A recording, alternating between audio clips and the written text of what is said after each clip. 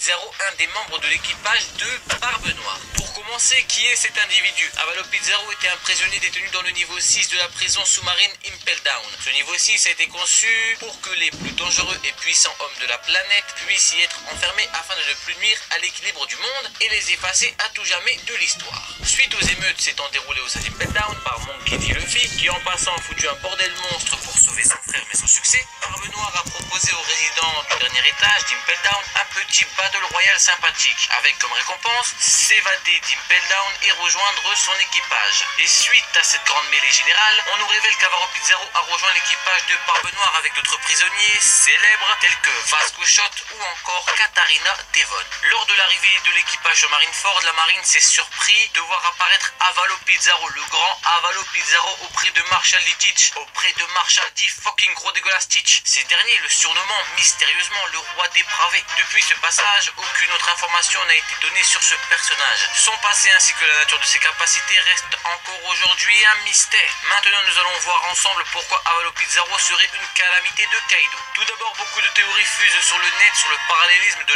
la hiérarchie de l'équipage de Kaido avec un jeu de 52 cartes. Je vous invite à voir d'autres vidéos évoquant cela. D'après cette grande théorie, les calamités représenteraient les trois têtes du jeu. On dit que Kaido serait l'as. Jack, la première calamité dévoilée, serait le valet, puisque le valet des jeux de cartes anglais est appelé Jack. Et les deux autres, encore inconnus, seraient logiquement la reine et le roi. Roi? Vous avez dit roi? Ça ne vous rappelle rien? Effectivement, mais c'est tout, il s'agit d'Avaloppizarro, le roi dépravé. Ensuite, d'autres aspects viennent confirmer ce que l'on regarde sur l'apparence, on remarque qu'il possède deux cornes. Et qui possède des cornes? Effectivement, Kaido lui-même et son valet Jack la sécheresse.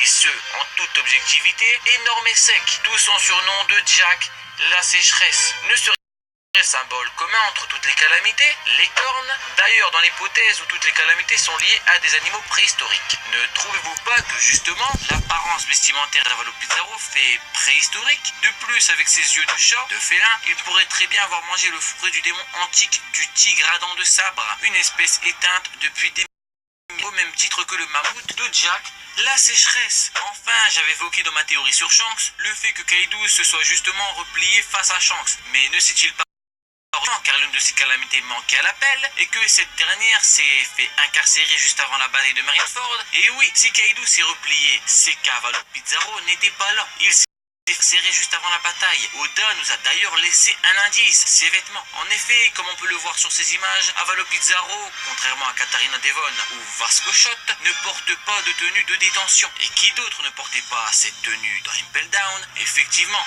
Ace et Jinbe, qui venaient donc tout juste d'être incarcérés. S'explique le fait qu'Avaloppizarro se soit fait arrêter juste avant la bataille de Kaido contre Shanks. Cela dit, il reste un contre-argument majeur. Vous pouvez me dire, oui mais maître, il a rejoint l'équipage de Barbe Noire et Marshal du fucking gros dégueulasse Teach. Et moi je vous répondrai que je vais donc théoriser toutes les possibilités possibles. Je vais théoriser tout cela dans les 4 points du sensei.